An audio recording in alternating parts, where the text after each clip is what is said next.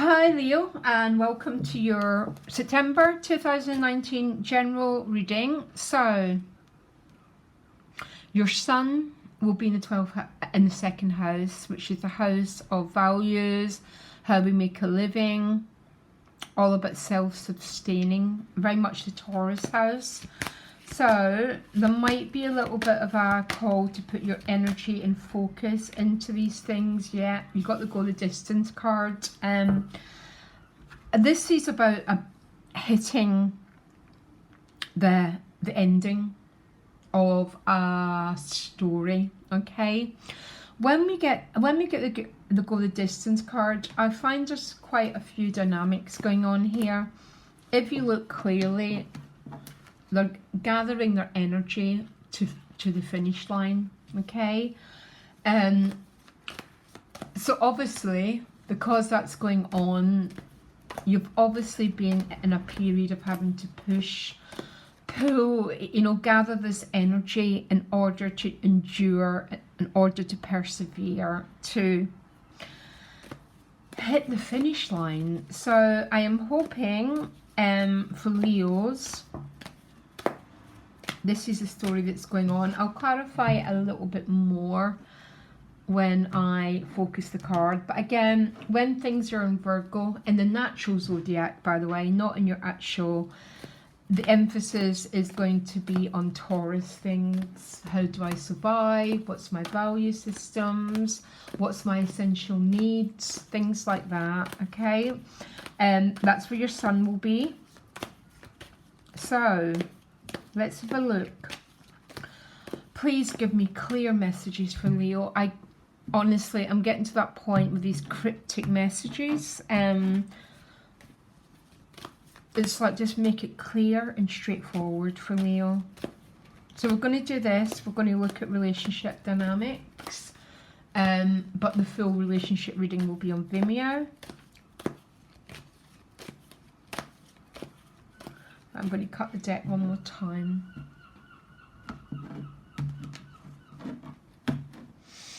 Okay, they're ready. So what's behind you is the Three of Cups. Maybe having some birthday celebrations. Three of Cups can be about special times with two particular people. Let me look. But it looks like it's been with a person, a relationship. Yeah. So maybe this has been about birthday celebrations. The Lover's card is also about choices, remember. It's what it originally used to be called. Again, the choice is always about following our authentic path, which will be very much connected with what your heart guides you, Leo, okay? Or following the shoulds, coulds of the consensus reality. So let me carry on. So what you want is a Six of Cups, which is about reunion, reconnection. It can also talk about going back to a place that once was a really happy place for you. The Six of Cups is also my card of hitting the sweet spot. So you want what you want. You want to finish this race by the looks of it. The gift is a Ten of Swords. Don't worry about the Ten of Swords as the gift. It's a very, very positive gift because it tends to be the worst is over and a decision is probably being made here that you won't go back from. The story is complete. Very interesting. The challenge is the Ace of Wands energy, that last bit of going the distance. It tends to be when that card shows up that you're having to gather this fire, this endurance to keep pushing forward. Do you know that energy? It comes from, your solar energy. So relationships, you've got the Empress showing up. So you're very, very fertile here. If any of you are looking to have a baby, yeah. If you're not, be very mindful as well with this card. Nine of Pentacles in your money and work. That showed up for two people. You're my fourth reading. Queen of Swords, a soul position, which is your opposite sign, remember. You're here to balance the opposites, which is Aquarius. Objectivity, bigger picture, that sort of energy. Then you get the Two of Pentacles. So let me see. I'm going to shuffle again till I see if I can get an ace or a major. If none show up after 5 times, oh, you get the Eight of Wands. Very beautiful. It means the story's still unfolding. Eight of Wands is a very dynamic card. It's about action, maybe travelling. Yeah, and then you get the Fool. Which has got me right back with that Ten of Swords as the gift. Because you can't get the Fool unless you're the Ten of Swords. Cards have pairings, okay? So they work together, like everything in life works together. When we're in the energy of the Ten of Swords, it's because something's been completed and you need to get there to move into the new beginnings of the Fool card. Some of yous are moving by the end of the month, relocating, hearing news, which is leading to a brand new start. And I think the Ace of Wands is already the go the distance card that you might have to, you know, like the sevens. You haven't got any sevens? Yes. The sevens are mastery cards. They're always very challenging. Not as challenging as the fives, but it's because we're having to gather that last bit of strength to complete something. Okay? And even though you haven't got a 7, the ace as a challenge is that initiate, you know, that energy of having to push forward. You're getting I've got loads of combination cards that I adore, but the Ten of Swords and the Fool card are really, really, really brilliant. It means something's over, by the way. What is over? What story is over here? What are they leaving behind? One card.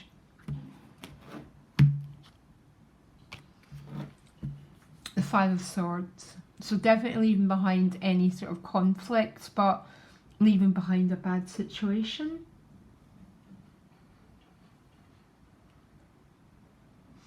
What an incredibly exciting reading. I'm going to tell you a quick story. This might help you. These were my cards for the month. The Fool and the Ten of Swords. And boy, so many changes have happened. Left behind chapters, move forward to new ones. This is what this reading's about. But the challenge is this last push of energy. So what you want is the Six of Cups. This might be going back to a place that you've been before. Six of Cups tends to be a reconciliation card. But it's essentially a card of hitting the sweet spot, getting what you want. Everyone wants what they want, okay? So there's not really, yeah, it's beautiful card. Now what's helping you get that is a Ten of Swords. To understand the Ten of Swords, think of the card that came before it, the Nine of Swords. Withholding, fear, anxiety. Very, very much a card that I kept pulling for you a little while ago. But the tens are a total leap of faith, by the way. Especially the Ten of Swords. But until we do a leap of faith, we cannot get the Fool card. It's like if our hands are full, how can we get anything new into them? It's a card of, it all depends on what your philosophy is, but I call it a surrender card. Take me, thy will be done. Trusting the direction that life is taking you in. That's essentially what it's about. Very, very interesting. So I think the Ace of Wands is a challenge because really there's probably an awful lot of gathering of energy with that Go the Distance card. And very, very often these cards play out together. Now the Empress is showing up in your relationships. So there might be you'll be very, very fertile with the Empress showing up. So if you don't want a child, be careful. If not, this is this love of, it's a number 3 card. It's about multiplying, and what the Empress multiplies is her heart. It's like a very beautiful card to show up in your relationships, by the way. It looks like love is going to be a major theme for you this month. Now, what is this 9 of Pentacles doing in your money work? She tends to be a self-employed card. Yeah, she is the Hermit. So very much a wayshower, and the Queen of Swords is in a soul position. So very, very similar card. Some of you might be acting as a guide for people, guiding them through processes. But what's the 9 of Pentacles? Oh, it's with the Sun card and your money and work. Something's been illuminated, because the 9 of Pentacles is quite a good financial card. Very good financial card, actually, the 9. Feeling a sense of having enough. But then the Sun is your card.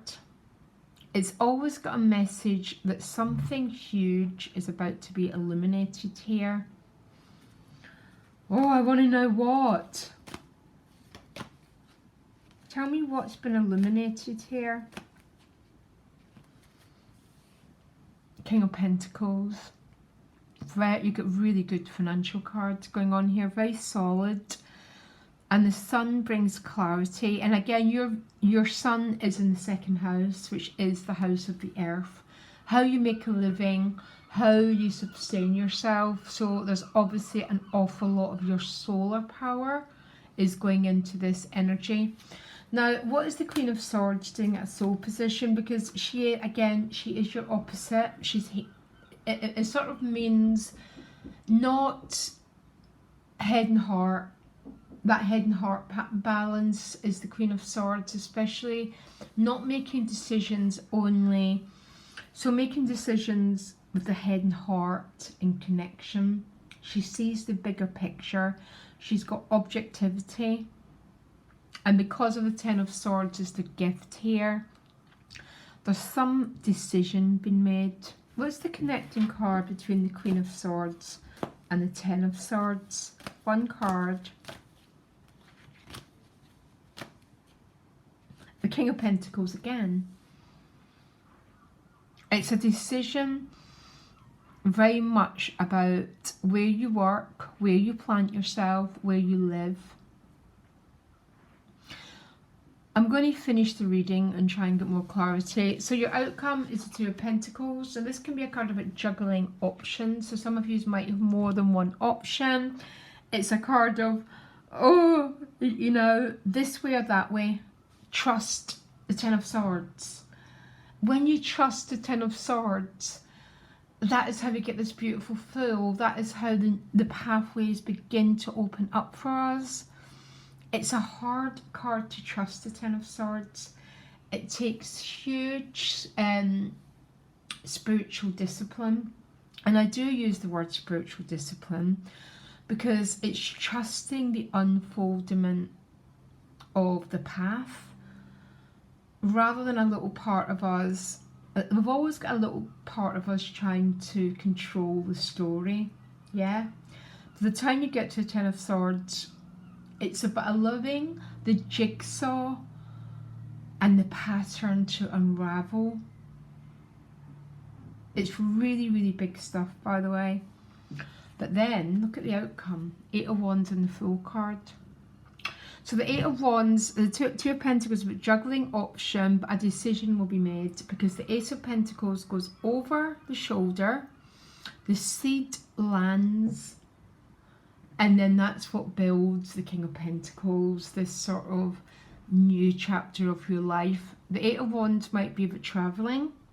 8 of Wands tends to be a travelling card. It's about putting energy out into the world.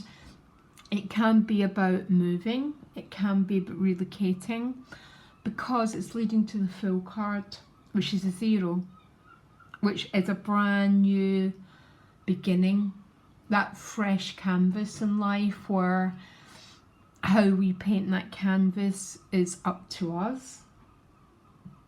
Beautiful, beautiful reading, Leo, here turning up. Now I'm going to try to see if I can get any more clarity for you. Can you give me an advice card for Leo, please? Please make it straightforward.